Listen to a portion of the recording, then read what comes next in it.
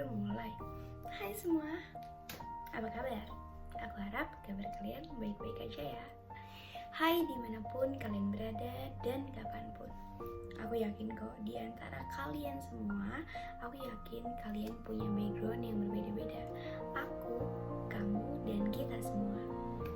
Aku yakin mungkin yang nonton ada yang dari suku Jawa, suku Sunda, Dayak, Bugis, Bali, atau lainnya lagi. Aku yakin ada yang pakai bahasa Betawi ataupun bahasa Sunda, kayak aku nih orang Bandung, Sampurasun. Oke, ada poin penting di balik kita semua yang berbeda-beda, tapi kok masih tetap terasa ya solidaritasnya. Ternyata ada satu hal penting yang tidak kita sadari, ada yang bisa mengikat kita semua, yaitu apa coba? Mungkin kalian tahu, tapi kalian gak sadar. Yang mengikat kita semua adalah bahasa Indonesia. Kita semua ini punya bahasa daerahnya masing-masing. Tapi kenapa ya orang Sunda sama orang Betawi bisa ngobrol nyambung? Kenapa coba? Karena ada bahasa Indonesia. Nah, di sini aku mau bahas kenapa sih bahasa Indonesia itu sangat penting, atau kenapa sih bahasa Indonesia itu menjadi bahasa yang digunakan dari 38 provinsi atau di negara Indonesia kita ini. Oke, aku mau bahas mengenai bahasa Indonesia sebagai bahasa nasional. Oke, seperti yang aku bilang sebelumnya, di sini aku bakal bahas mengenai bahasa Indonesia sebagai bahasa nasional. Karena tadi yang udah aku bilang juga, kalau misalkan di Indonesia itu sendiri, sukunya itu banyak banget. Dan otomatis bahasa daerahnya juga banyak. Nah, mari kita langsung bahas aja ke bahasa Indonesia sebagai bahasa nasional. Tapi sebelumnya kenalin dulu ya. Nama aku adalah Primardina Santal Muiz dari Prodi Hubungan Masyarakat dari Politeknik LP3I Bandung. Oke, yang pertama sebelum kita bahas, tentunya kita nggak asing sama yang namanya Bhinneka Tunggal Ika. Berbeda-beda tapi tetap satu jua. Seperti yang aku bilang tadi dong, banyak banget hal yang beragam di Indonesia, tapi hal itu tidak dijadikan suatu masalah, bahkan perbedaan itu kita jadikan satu. Oke, di sini ada peta Indonesia yang dimana sangat terlihat bahwa luas dan banyak sekali kota-kota yang tertulis. Dan di mana Indonesia itu sendiri terkenal dengan wilayah 70%-nya itu adalah perairan, sementara 30%-nya itu adalah daratan. Tapi kita nggak akan bahas mengenai petanya itu sendiri. Kita bakal masuk ke pembahasan yang pertama, yaitu profil Indonesia. Sebelum kita bahas tadi bahasa Indonesia sebagai bahasa nasional, kita harus tahu dulu nih mengenai Indonesia itu sendiri. Oke, Indonesia merdeka pada 17 Agustus 1945, yang artinya di mana setiap tanggal 17 Agustus itu akan diperingati sebagai Hari Kemerdekaan Indonesia.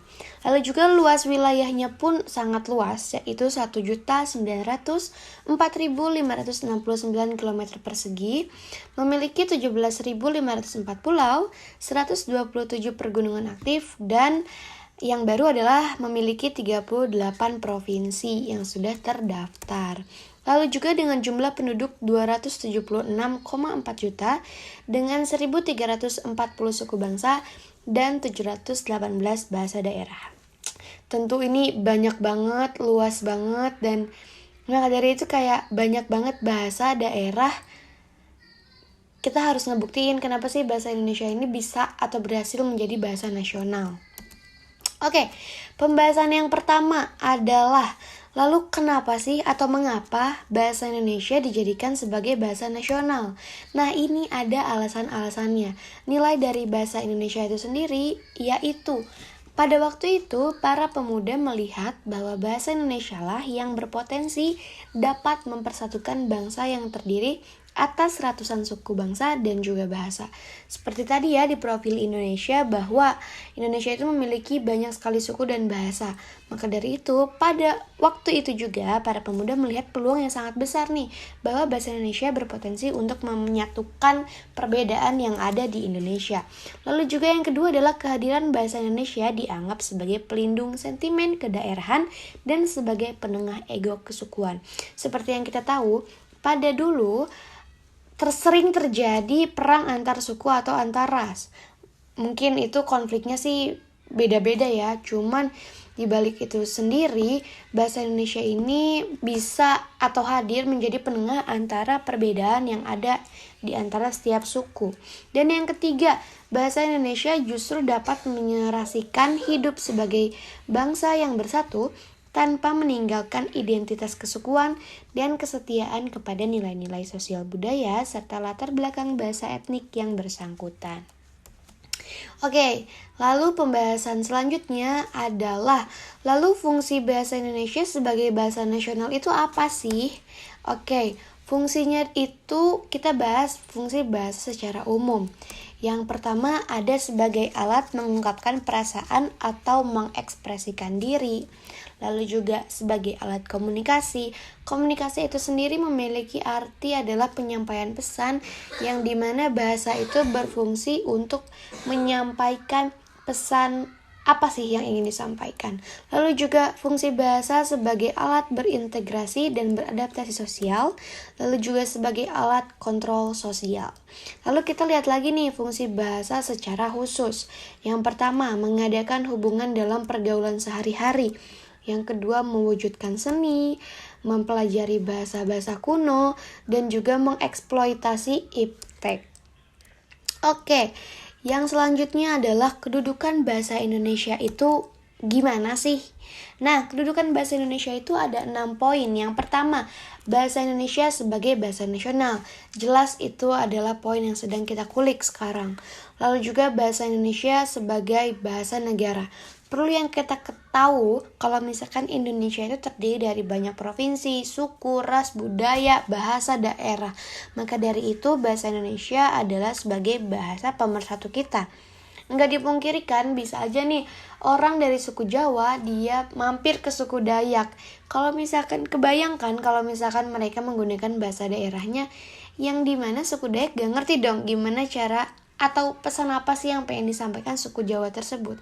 Maka dari itu bahasa Indonesia adalah sebagai bahasa nasional atau negara yang digunakan ya udah untuk komunikasi dimanapun dan kapanpun. Lalu juga bahasa Indonesia sebagai bahasa persatuan yang tadi udah aku jelasin ya. Lalu juga bahasa Indonesia sebagai bahasa ilmu pengetahuan dan teknologi, sebagai bahasa dalam ilmu pembangunan, dan juga sebagai bahasa yang baku. Oke. Perbedaan bukan menjadi penghalang untuk pemersatuan. Oke, Indonesia itu banyak banget ragamnya, sukunya, budayanya, tapi bukan berarti perbedaan menjadi penghalang untuk kita bisa bekerja sama dan untuk maju bersama. Kayak aku dan kamu, kalau kita beda, bukan menjadi penghalang untuk kita bersatu. Oke, sekian segitu aja. Thank you. Dan terakhir, jas merah. Jangan sekali-kali melupakan sejarah. Terima kasih.